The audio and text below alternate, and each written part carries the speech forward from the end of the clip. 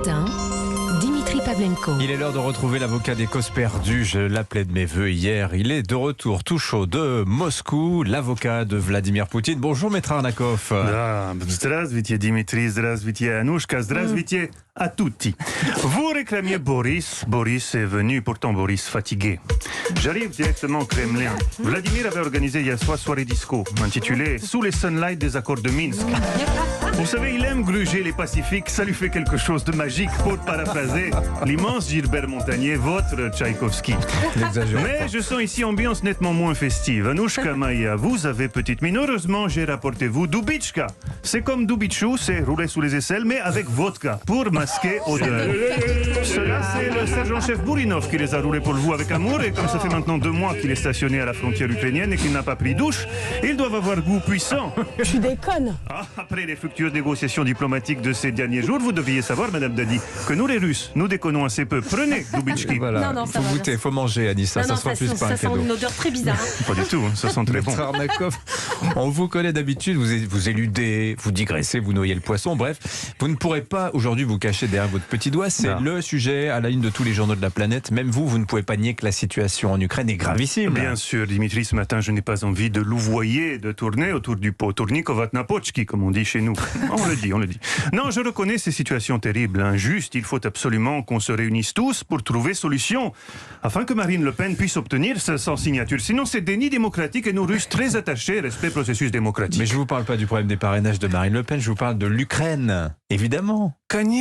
Vous comptez partir en vacances là-bas et vous voulez bonnes adresses, bonne petite table bistronomie, vous êtes gourmand. Mais enfin, maître Arnakov, je ne suis pas gourmand, je suis inquiet. Comme tout le monde, votre client a reconnu l'indépendance des territoires séparatistes. Joe Biden, hier, a parlé d'invasion de l'Ukraine.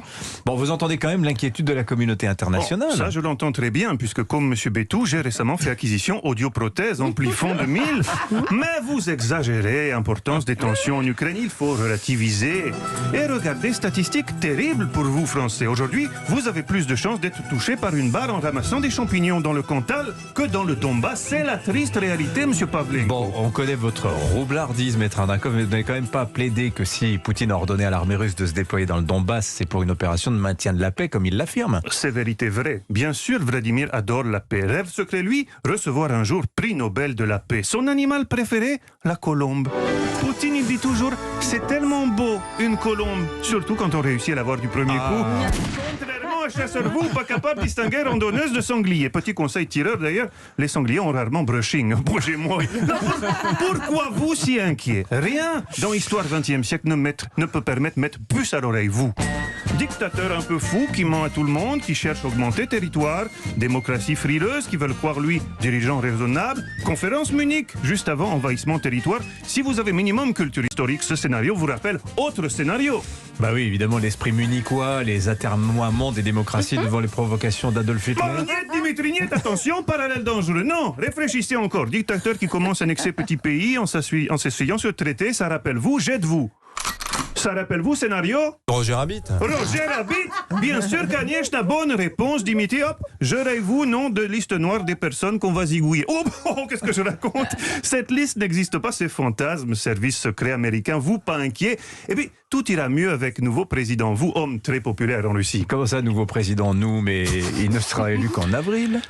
Bien sûr, извините, mais nous connaître le résultat, nous décider des résultats par attaque informatique.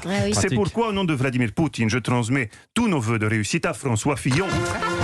Victoire, premier tour, 79% suffrage, cette élection magnifique, plébiscite populaire historique. Mais c'est pas possible, Vladimir Poutine n'a donc peur de rien, ni des sanctions financières, pas même de Joe Biden.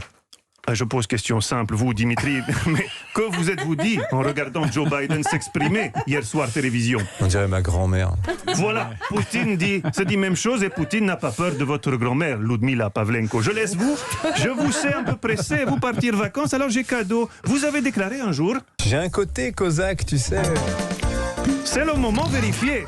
C'est le moment vérifier si Cosaque en vous, si Cosaque en vous, ma foi, peut boire vodka avant 8h matin. Je tends vers vous, petit shot, tout petit, et nous boire simultanément. Attention, vous boire cul sec, sinon perdre l'usage langue. Na zdarovier. Oh là là. Quel con. Alors, je pense suite matinale intéressante, probablement. Elle est piquante, cette eau. Hein, c'est très bonne eau, c'est bonne, très bonne. Merci, maître. Avec modération, évidemment.